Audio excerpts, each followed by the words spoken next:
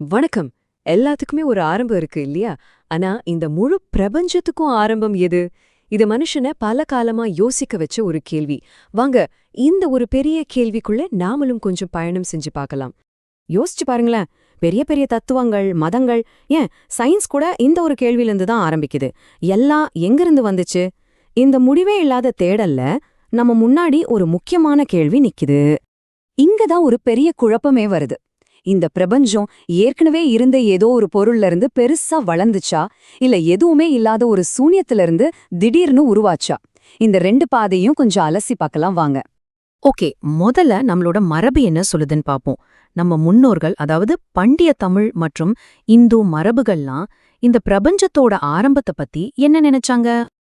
அவங்களோட பதில் ரொம்ப சிம்பிள், ஆனா ரொம்ப ஆழமானது. எல்லாமே ஒரு ஒருமையிலிருந்து உருவானது. அதாவது நீங்க பாக்குற மரம், செடி, விலங்கு, நாம, இந்த நட்சத்திரங்கள் எல்லாமே ஒரே ஒரு மூலத்தோட வேற வேற வடிவங்கள் தான். வேற்றுமையில ஒற்றுமைன்னு சொல்றமே, அதோட ஆணி வேற இதுதாங்க. சரி, அப்போ ஒருமைனா என்ன? அதை நீங்க பிரிக்கவே முடியாத ஒரு முழுமையா நினைச்சுக்கோங்க. இப்போ ஒரு சின்ன விதைக்குள்ள ஒரு பெரிய மரம் ஒளிஞ்சிருக்குல்ல, அதே மாதிரிதான். அந்த ஒரு மூலத்துல இருந்து தான் கிரகங்கள், நட்சத்திரங்கள், உயிரினங்கள்னு எல்லாமே வெளியே வந்திருக்கு. ஆக நம்ம எல்லாத்துக்கும் ஆரம்ப புள்ளி ஒண்ணுதான். சரி, இது மரபு சொல்றது. இப்போ அப்படியே கியரை மாத்தி சயின்ஸ் பக்கம் வரும். இதே கேள்விக்கு நவீன அறிவியல் என்ன பதில் சொல்லுதுன்னு பார்க்கலாமா? சயின்ஸோட பார்வை இன்னும் சுவாரஸ்யமானது. நம்ம பார்க்கற எல்லாமே, திடப்பொருள், தண்ணி, காத்து, எதுவா இருந்தாலும் அது எல்லாமே ஒரே ஒரு ஆற்றலோட வேற வேற வடிவம்தான்னு சொல்லுது.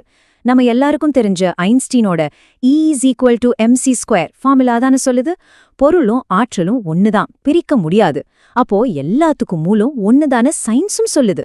இந்த அறிவியல் கதையை நாம 3 படியா பிரிச்சு பார்க்கலாம். ஸ்டெப் 1, எல்லாமே ஒரு சின்ன ஆற்றல் புலியா, சயின்ஸ்ல சிங்குலாரிட்டின்னு சொல்றாங்களே, அப்படி தொடங்குது. ஸ்டெப் 2, அந்த ஆற்றல் வெடிச்சு சிதறி பல பரிமாணங்களா, பல வடிவங்களா மாறுது. ஸ்டெப் 3, அப்படி மாறினதோட விளைவுதான் நாம இன்னைக்கு பார்க்கற இந்த பிரபஞ்சம். நட்சத்திரங்கள், கூள்கள், நாம கூட எல்லாமே அந்த ஒரு புள்ளியோட உருமாற்றம்தான். இதுவரைக்கும் நாம 2 தனித்தனி பாதையில பயணம் செஞ்சோம். ஒன்னு ஆயிரக்கணக்கான வருஷ பழமையான மரபு பாதை, இன்னொன்னு நவீன அறிவியல் பாதை. பார்க்கறதுக்கு ரெண்டும் வேற வேற மாதிரி தெரியலாம், ஆனா இந்த 2 பாதையும் ஒரே இடத்துல வந்து சேருது. அது எங்கன்னு பார்க்கலாமா? இங்கதான் விஷயமே இருக்கு. ஆயிரக்கணக்கான வருஷங்களுக்கு முன்னாடி நம்ம முன்னோர்கள் சொன்ன ஒரு ஞானமும், இன்னைக்கு டெலஸ்கோப் வச்சு விஞ்ஞானிகள் கண்டுபிடிக்கிற உண்மையும் ஆச்சரியமா ஒரே முடிவுக்கு வருது. இத பாருங்க, இதுதான் அந்த இணைப்பு புள்ளி. நம்ம மரபு சொல்லுது எல்லாமே ஒரே ஒருமையிலிருந்து வந்துச்சுன்னு. அறிவியல் சொல்லுது எல்லாமே ஒரே ஆற்றல்லிருந்து வந்துச்சுன்னு. பாத்தீங்களா? வார்த்தைகள் தான் வேற, ஒருமை, ஆற்றல். ஆனா ரெண்டும் சொல்ற கருத்து ஒண்ணுதான். எல்லாத்தோட ஆரம்பமும் ஒன்னே ஒண்ணுதான். அப்போ நாம ஒரு முக்கியமான கேள்வியை கேட்க வேண்டியிருக்கு. நாம அறிவியல்னு ஒன்னையும் ஆன்மீகம்னு ஒன்னையும் தனித்தனியா பாக்குறோமே, ஒருவேளை அது ரெண்டும் ஒரே உண்மையோட 2 வெவ்வேறு முகங்களா இருக்குமோ?